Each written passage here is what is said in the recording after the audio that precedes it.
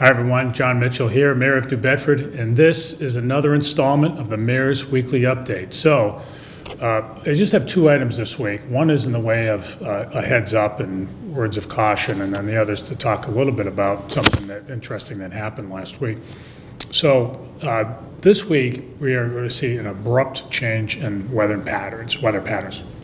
We just had one of the warmest Januaries in the last 100 years, which is great if you're in the snow plowing business, as I am. But it's something that is about to end. It's going to get really cold this week.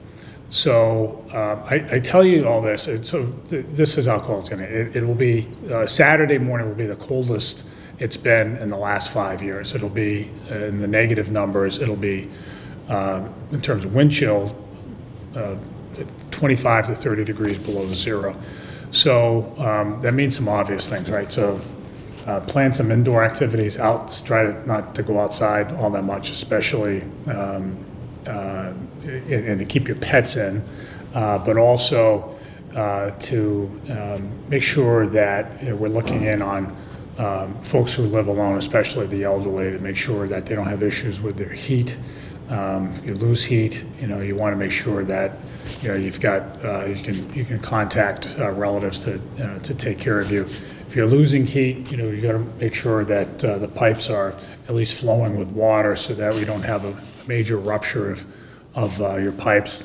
And just keep an eye on things. If you have a rupture of your pipes, you want to go turn that off in the basement so that you don't end up flooding your house or your apartment.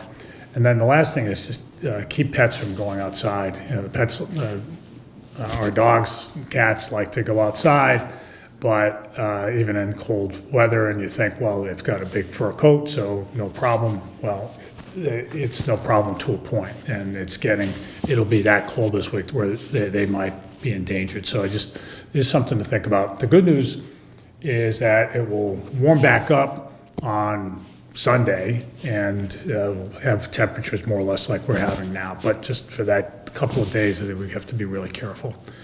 So the other thing I wanted to talk about today was the demolition of the big cigarette, as it's known among some in the city, especially the kids, at least my kids. The smokestack at the former Com Electric, former NSTAR, former Eversource site, which we're all familiar with, has come down. And it's sort of a bittersweet moment. For me, I worked there when I was in college to pay my college tuition, so I have a very fond memory of the place. But, and as we know, the city over the years, over mayoral administrations, has tried to develop the site for a number of things, including an aquarium and a casino, and for various reasons that didn't come to pass. But now, at long last, that site is being developed for something very important. That is going to become an active offshore wind site within the year, within 2023. So just like that, it is going to be in active use, and we're very excited about what's happening there, because it's going to create jobs in our city, and that will be that is always a good thing. So the plan had to come down in order to make that happen. It's just in the wrong place. It's in the way, as it were, according to everybody who's looked at that. So I just want people to understand why that happened the way it did. So that will be all taken out in the next several weeks. And we get to look forward to a whole lot of activity there, which again is something that we've been shooting for a long time. So kudos to Foss Maritime, the operator of the site, and to the investors, the investor group headed up by Andrew Saunders. They've really moved things along, and we're really pleased with the progress there.